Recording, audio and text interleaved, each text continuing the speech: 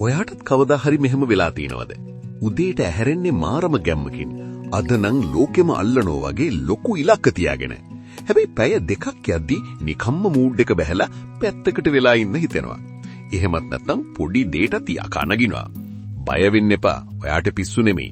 මේකට හේතුව අපේ මොළයේ ඇතුලේ තියෙන පුංචි කිමිකල් ෆැක්ටරි එකේ වැඩ කැලේ ටිකක්.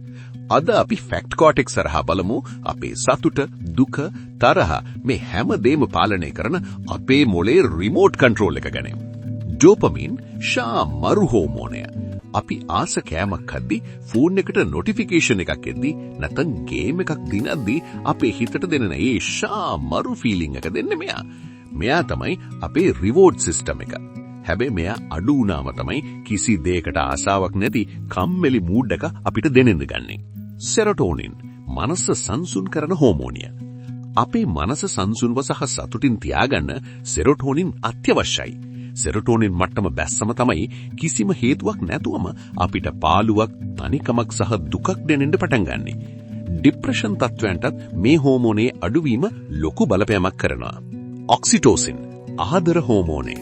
අපි ආදරය කරන කෙනෙක්ව බදාගත්තම, පොඩි බබෙක්ව වදාගත්තම හිතවත් යාළුවෝ එක්ක hina වෙද්දි ක්‍රියාත්මක වෙන්නේ මෙයා. මිනිස්සු අතර විශ්වාසය සහ බැඳීම ඇති කරන්න ප්‍රධාන වෙන්නේ මේ හෝමෝනයයි. එන්ඩෝෆින්ස් ස්වභාවික වේදනානාශකය.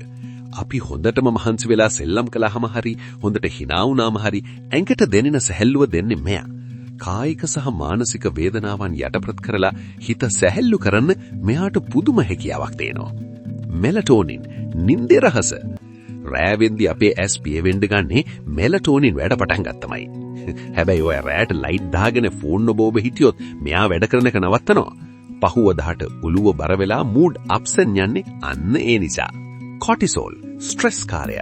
මෙයා තමයි ටිකක් භයානක චරිතය. අපි බය වුණාම, පීඩනයෙන් ඉන්නකොට මෙයා එළියට එනවා. කොටිසෝල් වැඩි වුණාම තමයි ඇඟට පණ නැති වෙලා, පප්පු ඔගහිලා රැට නිින්ද නැන්ද තත්ත්වයන් නැති වෙන්නේ. මේ කොලොප්පම නවත්තන්නේ කොහොමද? Psychological hacks. මේ හෝමෝන බැලන්ස් කරගන්න ලොකු දේවල් ඕනේ නැහැ. ඩෝපමින් ඕනිද පොඩි ටාගට් එකක් සම්පූර්ණ කරන්න. නැත්නම් කැමති සින්දුවක් අහන්න. සෙරොටෝනින් ඕනිද කාමරයේ ඇස්සට වෙලා ඉන්න එපා. එළියට බහලා අවුව වැදෙන්න දෙන්න. සෝබාදහම එක්ක ඉන්න. ඔක්සිටෝසින් ඕනිද ආදරය කරන කෙනෙක්ට කතා කරන්න, සතෙක්ට ආදරය කරන්න. එන්ඩෝෆින්ස් ඕනිද දාඩිය දානකන් එක්සර්සයිස් එකක් කරන්න, නැත්නම් කොමඩි ෆිල්ම් එකක් බලලා hina වෙන්න. ස්ට්‍රෙස් අඩු කරන්න ෆෝන් එක පැත්තකින් තියා ලෝකු හුස්මක් ගන්න. පැය 7ක් 8ක් හොදට නිදා ගන්න.